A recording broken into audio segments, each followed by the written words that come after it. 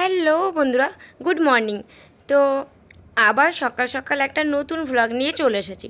তো এই ভ্লগটা হচ্ছে বৃহস্পতিবারের দিন, আর সেদিন ছিল আষাঢ় মাসের সংক্রান্তি, মানে তারপর দিন থেকে শ্রাবণ মাসের শুরু। তো আমি দেখো সকাল থেকে আজকে ভ্লগটা শুরু না করে স্নান টান করে চলে এসেছি। আর স্নান করে আজকে আমি একটা সুন্দর করে সুতির শাড়ি পরে নিয়েছি।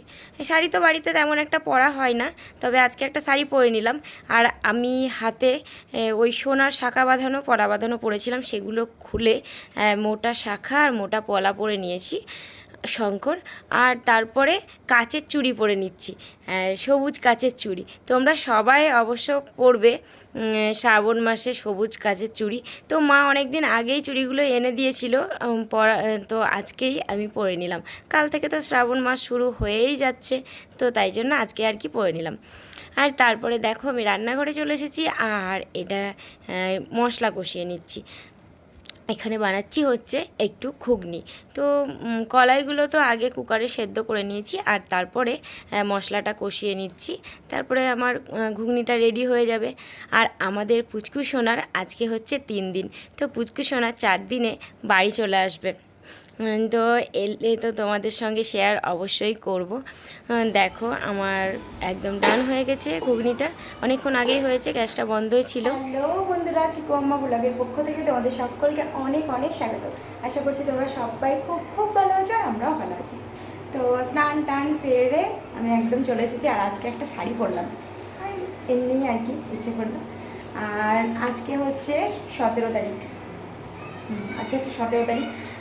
আমি কাচের চুড়িগুলোও পরে নিয়েছি। চুড়িগুলো মা এনে দিয়েছিল, অনেক কদিনই হলো রাখা ছিল, পরেই নিই স্নানটা। আর তারপরে দেখো আমি একটু আনারস মাখা করে নিচ্ছিলাম, ওই গোলমরিচ গুঁড়ো, বিট লবণ, তারপরে চিনি গুঁড়ো এসব দিয়ে। আর আনারস খেতে আমার কিন্তু দারুণ লাগে, আর তার সঙ্গে দেখি চিকুও কিন্তু খুব ভালোবাসে আনারস খেতে। তো আজকে সকালে টিফিনে চিকুকে আনারস মাখা করে দিয়েছিলাম, আর দিয়েছিলাম 1 প্যাকেট ওরিও বিস্কুট। তো এটাই টিফিনে দিয়ে দিয়েছিলাম সকাল থেকে। আজকে যেহেতু ব্লগটা শুরু করিনি, তো সেই জন্য তোমাদের সঙ্গে আর শেয়ার করাও হয়নি। তো একেবারে স্নান টান করে আজকের ব্লগটা শুরু করেছি। আর এখন রান্নাঘরে এসে রান্নাও বসিয়ে ফেলেছি। তো এইদিকে 2টো কড়াইয়ে আমি রান্না বসিয়ে দিই, তাহলে একটু তাড়াতাড়ি হয়ে যাবে বলে। আর ইন্ডাকশানে ভাতটা দিয়ে দিয়েছি প্রতিদিনের মতো। আর হচ্ছে আজকে আমাদের পুচকু সোনার 3 দিন। তো তোমাদের সঙ্গে একটু কথা শেয়ার করার ছিল। আমি তো ব্লগটা একটু দেরি করেই দিচ্ছি, বৃহস্পতিবারের ব্লগ আজকে আমি শেয়ার করছি তোমাদের সঙ্গে সোমবার, তো তাই একটু বলে নিচ্ছি। তো আমাদের মেয়ের তো 4 দিনে ছুটি দেওয়ার কথা ছিল, সব কিছু ঠিকঠাকই ছিল, ওর মাও ঠিকঠাক ছিল। তো সেই জন্য মেয়েকে বলেছিল যে 4 দিনের ছুটি দিয়ে দেবে। কিন্তু তারপরে যখন ওকে ডাক্তারে চেক আপ করে, তো ওর ব্লাড টেস্ট করার পর জানা যায় যে ওর জন্ডিস হয়েছে। তো সেই জন্য আবার বলা হয় কি 24 ঘন্টা ওকে ভেতরে রাখতে হবে, লাইট দিতে হবে। তো সেই জন্য আবার বৃহস্পতিবার 12টার সময় ওকে মানে লাইট দিতে শুরু করা হয়। তো শুক্রবার দিন আবার 12টার সময় ব্লাড টেস্ট করার পর রিপোর্ট ঠিকঠাক ছিল, আর তারপর তখন ছুটি দেওয়া হয়েছিল। তো যেটা 4 দিনে ছুটি দেওয়ার কথা ছিল, সেটা 5 দিনে ছুটি দেওয়া হয়েছিল। আর এইদিকে দেখো নিয়ে আসা হয়েছে লোটে মাছ। তো লোটে মাছ আমাদের বাড়িতে তেমন একটা আনা হয় না। তো আজকে তো আমি তো ফার্স্ট রান্না করছি, আর আমি ফার্স্ট খাবো আর কি, মানে খেয়েছিলাম। তো লোটে মাছগুলো ভালো করে ধুয়ে কেটে নিয়েছি, আর তারপরে লবণ, হলুদ, লঙ্কার গুঁড়ো আর লেবুর রস এইগুলোকে একটু মেখে রেখে দিয়েছি। তারপরে বাকি রান্নাগুলো করছিলাম। আর বাকি রান্নাগুলো করার পরে তারপর তখন আমি লোটে মাছটা রান্না করে নিয়েছিলাম।